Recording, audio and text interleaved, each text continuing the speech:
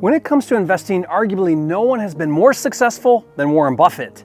When asked how he has consistently done so many profitable deals, he claims to follow two rules.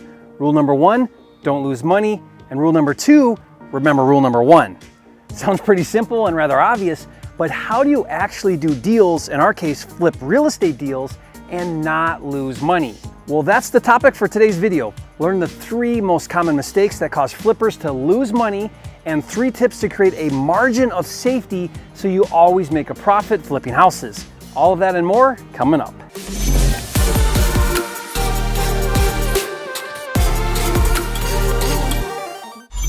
Hi, it's Jerry Norton, the nation's leading expert on flipping real estate. And if you're new here to make more money in less time flipping houses so you can live your dream life, subscribe to my channel, click the bell icon to get notified when new videos are released. Warren Buffett's mentor, Benjamin Graham, taught a principle that Warren Buffett lives by called the margin of safety.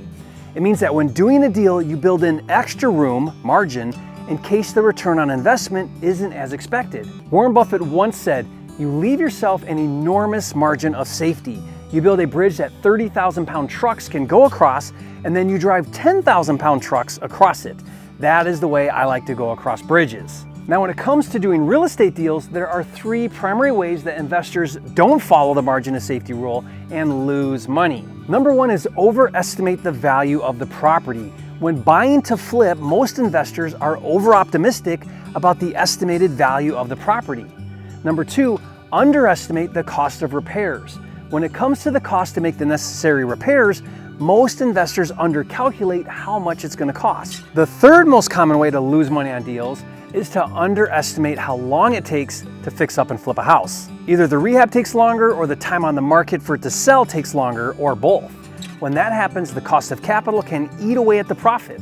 I once did a deal that I factored would take 6 months total to flip it that actually took me 12 months. The additional 6 months of paying interest on the fix and flip loan to a hard money lender chewed into my profits significantly. Without having a margin of safety, a deal can quickly lose money.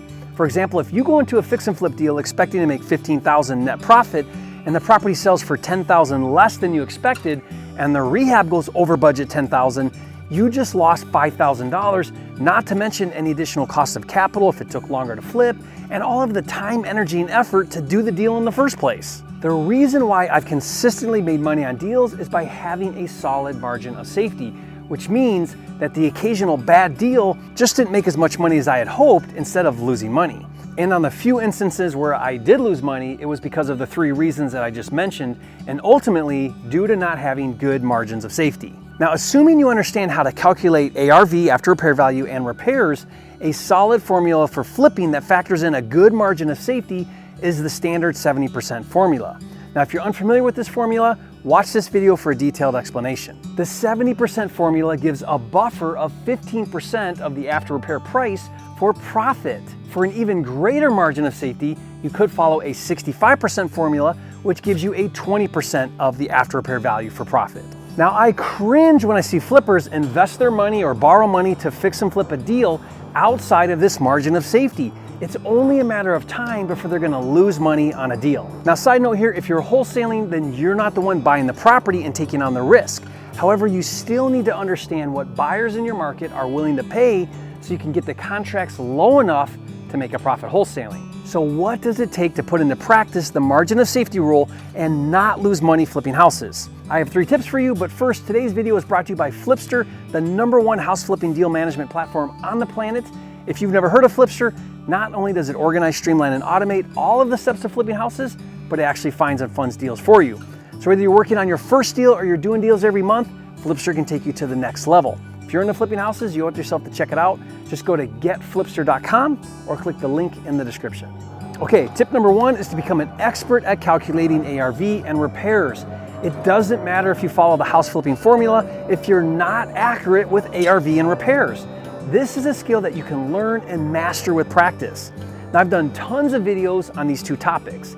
ARV is the process of looking at recent similar sold homes in the area Now watch this video to learn how to calculate ARV without a real estate agent on Zillow and Redfin for free. Repairs is the process of knowing what to fix up and how much it costs. Watch this video to learn how to estimate repairs on any house in 15 minutes. The better you get at calculating ARV and repairs, the better margin of safety you'll have on deals. Tip number 2 is to have the discipline to walk from deals outside the margin of safety. You have to be willing to walk from deals that are close but not in formula. It means you have to work harder to find good deals. It means you have to make more offers and ultimately do fewer deals. However, I firmly believe it's better to do fewer deals with higher profit margins than do more deals with lower profit margins. Tip number 3 is to remove the emotion. Successful real estate flippers follow the numbers and they leave emotion out of the equation.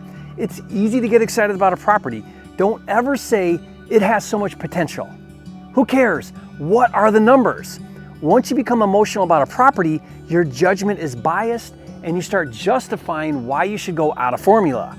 Be objective, stick to the formula, and build in a margin of safety and be willing to walk from the deal. I recently was negotiating with a seller on a property and we were only $3,000 off on price. And I told the seller, I'm out, I can't go any lower.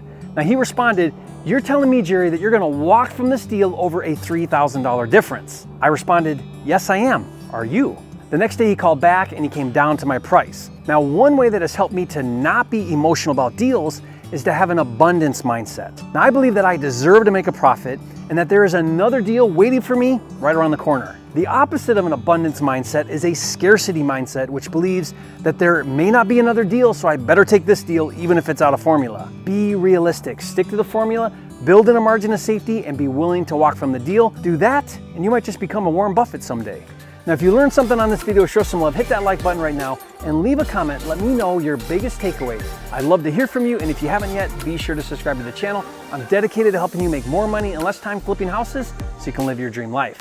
And remember, it's not about the money, it's about having the time and freedom to have, be, do, and give everything you want in life. That's what it's all about, and I'll see you on the next video.